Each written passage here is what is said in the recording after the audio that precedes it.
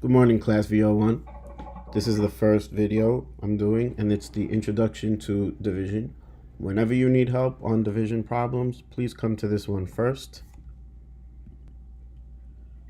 Now, to think of division, all you have to do is think of it as the reverse of multiplication.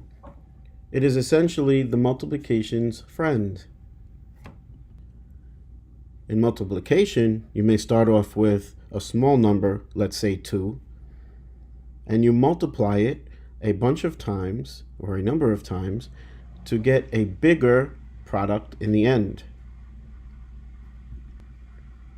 For instance, we can start off with 2, but if we multiply it 6 times, we know that 2 times 6 equals 12. So we wind up with 12 as the answer, or the product. Now all division does is say we start with 12 and we break it up into 6 pieces. We would have 2 in each piece. Here are a few division symbols that you may see.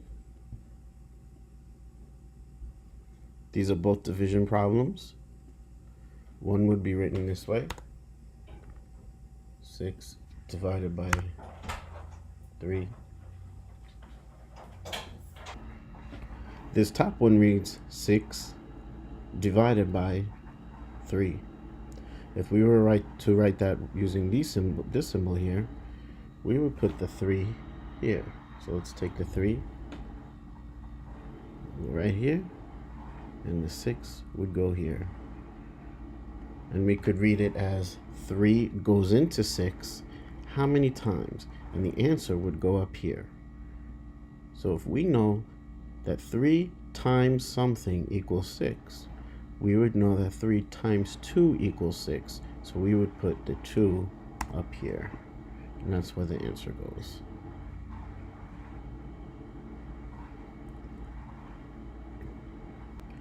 This is the same as saying 3 times something equals 6. These are both the same thing, and we know that 2 is the answer either way, right here or right here. When we talk about division, we talk about it being split up into equal parts. Now there is something we do if there are leftovers that doesn't fit into the equal groups, but for now we'll stick to just equal groups, similar to how we use for multiplication examples. So here's our first working with division here, and this is called equal groups. This is our first strategy, similar to multiplication. There are 8 pieces of candy on top in the right hand corner here. There are 4 people here. The question reads, if there are 8 candies and you want to share them equally with 4 people, these 4 people, how many candies will each person get?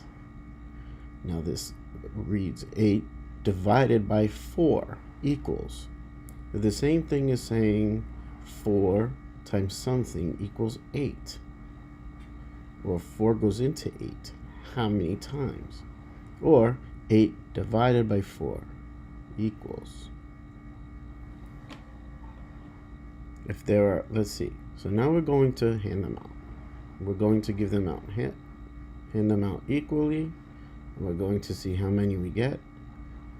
And in math, when we're doing things like this and we're organizing, if we're writing dots or we're moving pieces of information, we move it in a way that is consistent each time so that it is easier to track a mistake if it happens.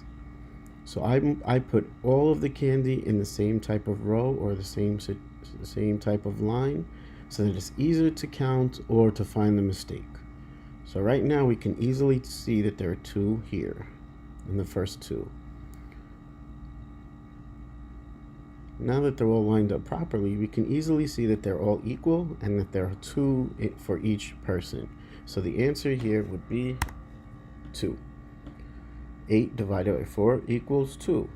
Or 4 goes into 8 2 times.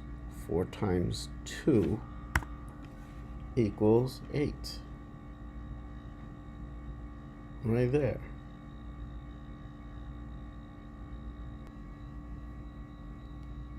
Now, essentially what we did was a deal out strategy.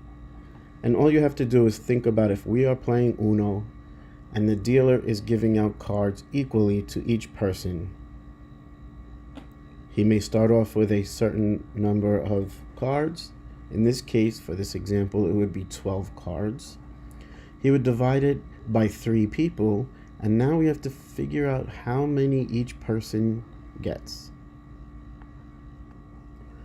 Now let's try and do this. There are 12 small green circles altogether, and there are 3 groups.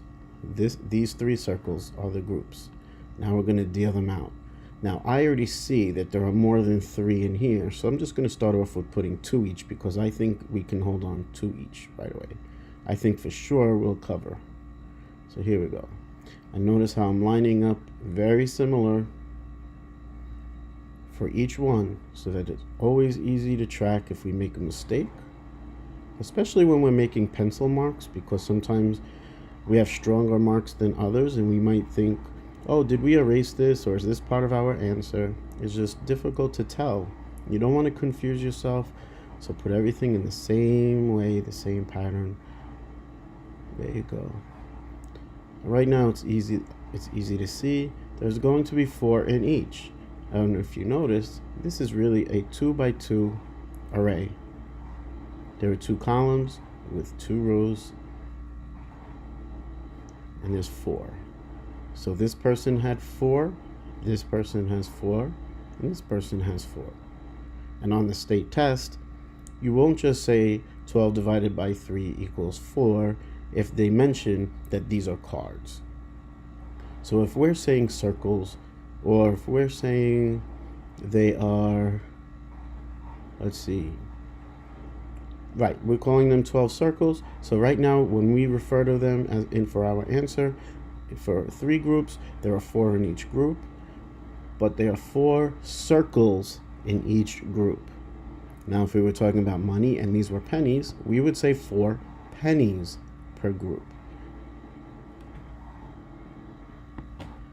Now, if we were to reverse this, to do multiplication,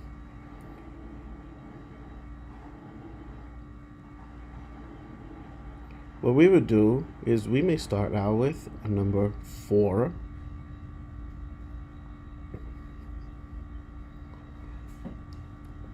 And then we would say that there are 3 groups. Just ignore these other. Let's see if we can get these out of here quickly. It's hard to. Let's forget these green ones are here for now. It's very difficult to move these on the Mac right now. I'm on the computer, not on the screen. Let's just get these out. So pretend these are our only 4 right here. We would start out with 4, and we would say there are 3 players. And so we would multiply 4 times 3, and then you would wind up having 12. It's the same as starting out with 12, and then putting them into 3 groups of 4. This is why we call division the multiplication's friend. It lets us know how many times one number can go into another number. And in this case, the 3 can go into the number 12 4 times.